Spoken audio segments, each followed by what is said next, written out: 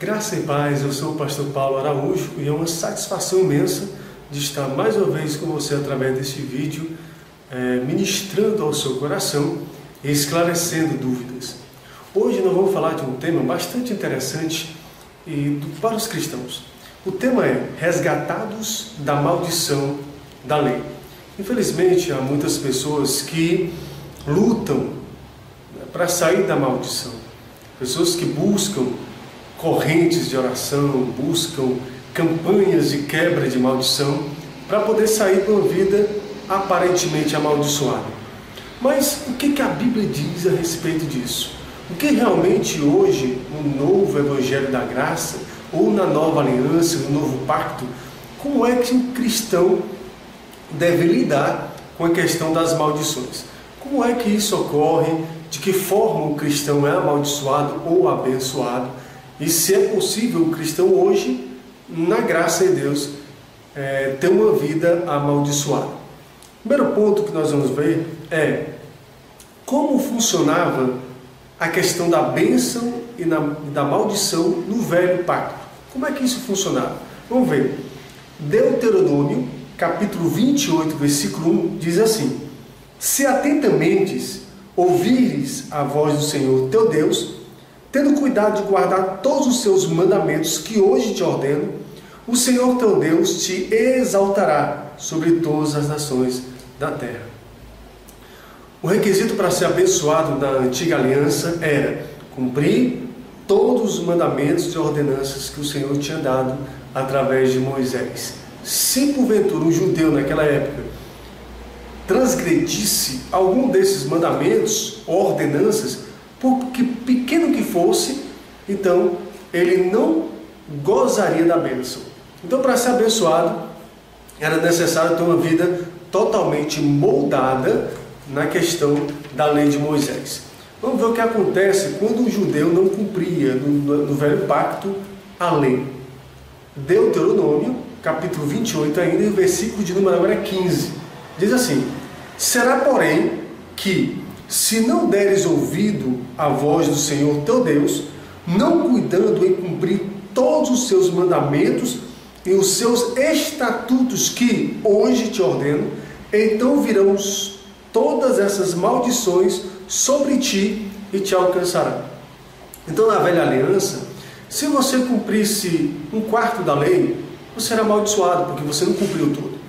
Se você pecasse ou transgredisse algum dos mandamentos e ordenanças que o Senhor tinha dado através de Moisés, você era um forte candidato para ser amaldiçoado.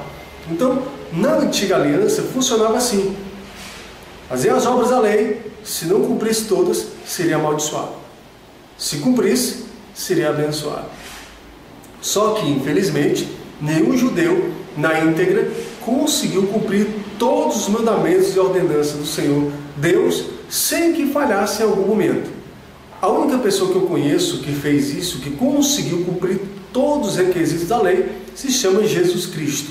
Ele foi o único judeu que conseguiu cumprir toda a lei e todos os mandamentos e todos os profetas e tudo aquilo que dizia nos Salmos. Então foi o único que conseguiu isso. Bom, então vamos ver se hoje funciona isso na nova aliança. Será que essa questão de se obedecer todos os requisitos da lei, cumprir todas as obras da lei, será que eu vou ser realmente abençoado? E se eu não cumprir, será que eu vou ser realmente amaldiçoado? Será que isto funciona na nova aliança? Será que a fórmula mágica que os pregadores às vezes falam e dizem, até veementemente afirmam, que o crente só alcançaria a bênção se cumprir todas as obras da lei? Eles não falam dessa forma, obras da lei, mas são obras da lei. E daqui a pouco eu vou falar o que são as obras da lei na antiga aliança. Mas primeiro eu quero deixar claro para você que a questão de correntes de oração para quebrar maldições ou coisas parecidas deste gênero não é óbvio ou não é praticado na nova aliança. Por que então se fazem isso? A Bíblia é bem clara em dizer, em Mateus 22, 29, Jesus dizendo, ele fala: errais, não conhecendo as Escrituras, nem o poder de Deus. O povo se destrói, o povo de Deus se destrói porque não tem conhecimento. E por não ter conhecimento, infelizmente, acaba se deixando levar por mentiras, enganos de pregadores que só querem usufruir da lã, usufruir do leite das ovelhas, ou seja, do seu dinheiro, dos seus bens e do suor do seu rosto. Bom, então, quem hoje realmente estão debaixo da maldição? Por que há crentes debaixo da maldição? Porque há cristãos que, infelizmente, vivem uma vida amaldiçoada e não conseguem adquirir uma plenitude espiritual, uma plenitude financeira. Vamos ver. Olha o que Paulo diz no capítulo 3 de Gálatas, versículo 10, esse é o Evangelho da Graça. Diz assim: todos, isso é todos, todos quantos, pois, são das obras da lei, estão debaixo de maldição. Por quê? Porque está escrito: maldito todo aquele que não permanecer em todas as coisas escritas no livro da lei para praticá-las. Bem simples. Quem são as pessoas que estão debaixo da maldição? Todas aquelas que praticam as obras da lei. Por quê? Porque, infelizmente, não há quem consiga cumprir toda a lei de Moisés sem falhar nem sequer um tio ou uma vírgula da lei. São 613 itens, 613 mandamentos e ordenanças para uma pessoa cumprir. Será que você conseguiria cumprir essas 613 itens, 613 mandamentos e ordenanças que a velha aliança exigia do judeu para se abençoar? Se você acha possível, tente, porque a história confirma que nem o judeu conseguiu, a não ser Jesus. Então, todos aqueles que estão debaixo das obras da lei, que praticam as obras da lei, estão debaixo da maldição. E quais são as obras da lei? Primeiro, jejuns. Segundo, vigílias. Terceiro, sacrifícios. E tem outras e outras coisas que são obras da lei, que quando o crente pratica elas, é obrigado a cumprir toda a lei. Porque não adianta você cumprir algumas obras da lei e outras não. Você tem que cumprir a lei por completo.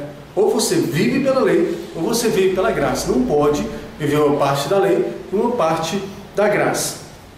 Mas talvez você aí esteja perguntando: mas e Jesus? Ele não é o nosso exemplo? Jesus não jejuou, não subiu monte, não fez vigília, Jesus não se sacrificou. Ele não é o nosso exemplo? E não deveríamos seguir essas pisadas de Jesus? Será que deveríamos? Agora a pergunta é: por que é que Jesus fez tudo isso? Por que que Jesus se sacrificou? Por que que Jesus jejuou? Por que Jesus fez vigílias? Por que que Jesus fez todas essas coisas? Subiu ao monte? Por quê? Vamos ver o porquê? Lá em Mateus 5, 17 e 18, Jesus explica por que ele fez todas essas coisas, além também de guardar o sábado, de fazer todas as coisas da lei. Porque, olha só, não penseis, ele disse que não pensem isso, por favor, não penseis que vim revogar a lei, ou os profetas, revogar e destruir, aniquilar. Ele não veio para fazer isso. Então, não há nenhum cristão que prove biblicamente que Jesus veio a essa terra para destruir a lei, não veio. Não foi a intenção de Jesus vir para destruir a lei, para mudar a lei. Deus não mudou a lei continua a mesma no tempo de Jesus. Tanto é que ele disse isso: não vim para destruir, mas para cumprir. Aí está o segredo. Por que Jesus não destruiu a lei na época que ele estava aqui, juntamente com os apóstolos? Por quê? Porque ele veio para cumprir. Então, era incabível, inconcebível Jesus vir destruir uma coisa que ele veio para cumprir. Porque a lei de Deus exigiria isso.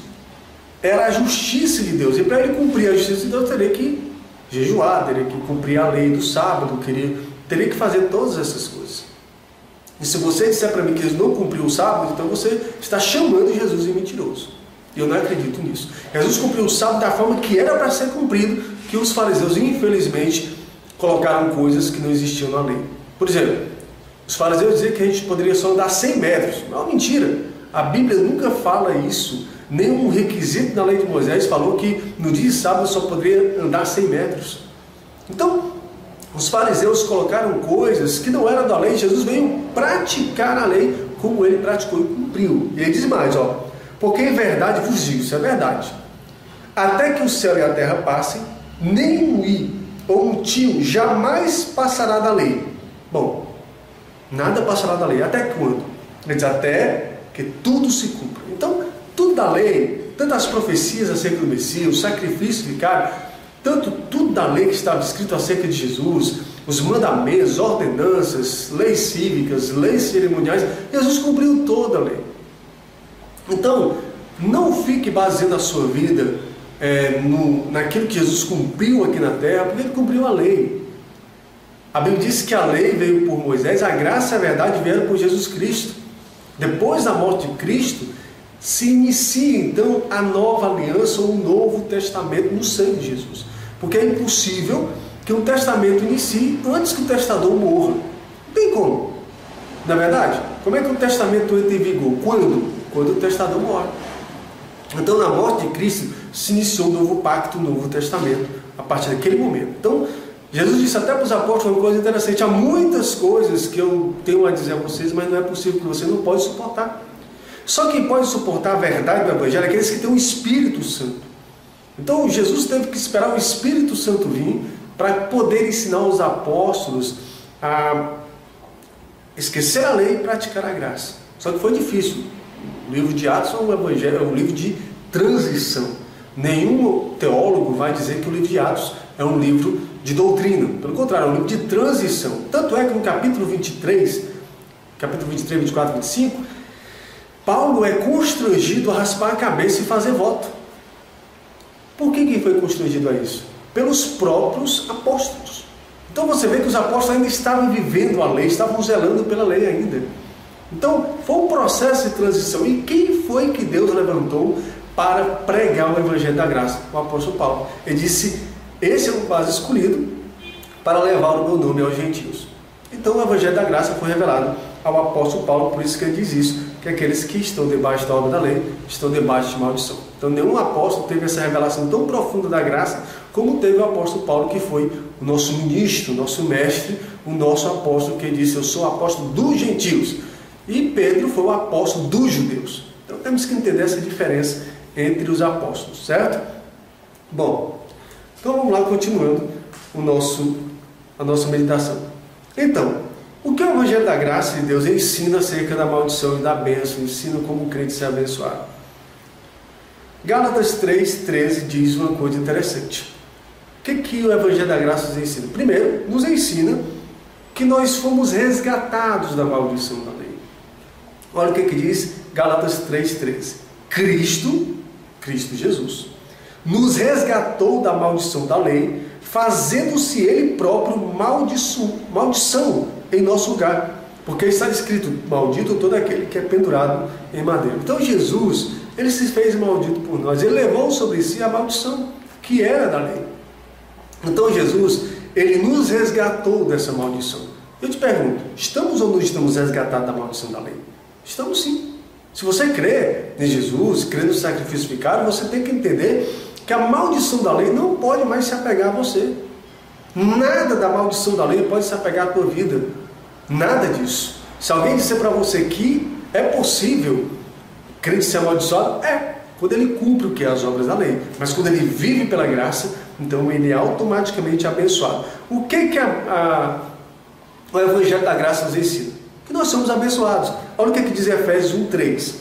Bendito Deus e Pai de nosso Senhor Jesus Cristo, que nos tem abençoado com toda sorte de bênção espiritual nas regiões celestiais em Cristo. Então nós somos abençoados, nós fomos abençoados, nós temos sido abençoados. Não precisamos ser mais abençoados do que nós já somos. Cristo nos abençoou com todas as sortes de bênçãos nas regiões celestiais em Cristo. Então você é um abençoado, eu sou um abençoado. A bênção de Deus está sobre a nossa vida. Não precisamos mais fazer jejum, vigília, subir monte para ser abençoado, filho.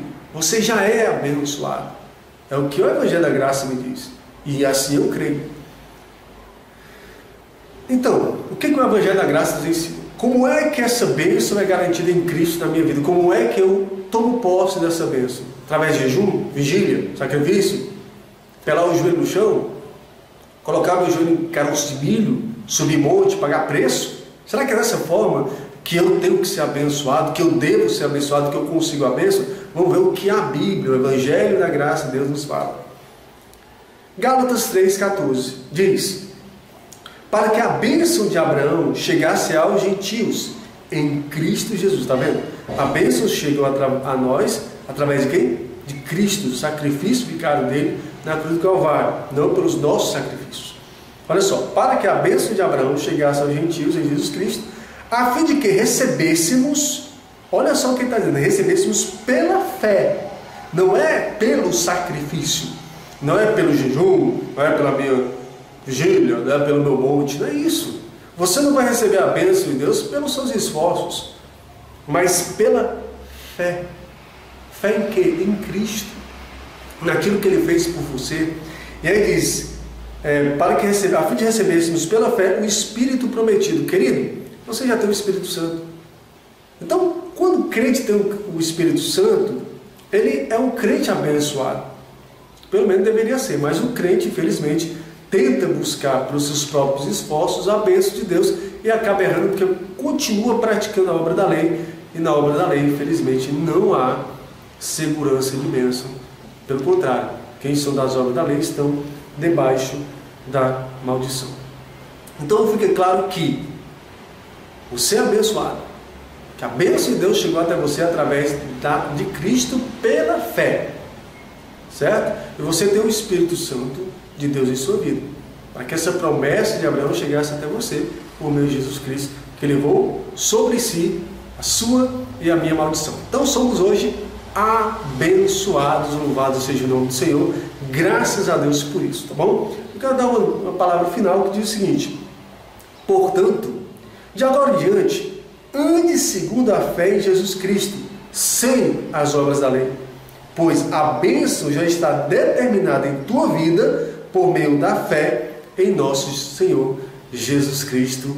Aleluia! A bênção já está prometida, já está determinada na tua vida pela fé em Cristo Jesus. Aqui quem falou foi o pastor Paulo Araújo, o embaixador da graça de Deus. Muito obrigado pela sua atenção. Medite, creia e pratique essa palavra em nome de Jesus. Se prepare, outros vídeos virão acerca do Evangelho da graça de Deus. Que Deus em Cristo continue te abençoando. Amém e graças a Deus.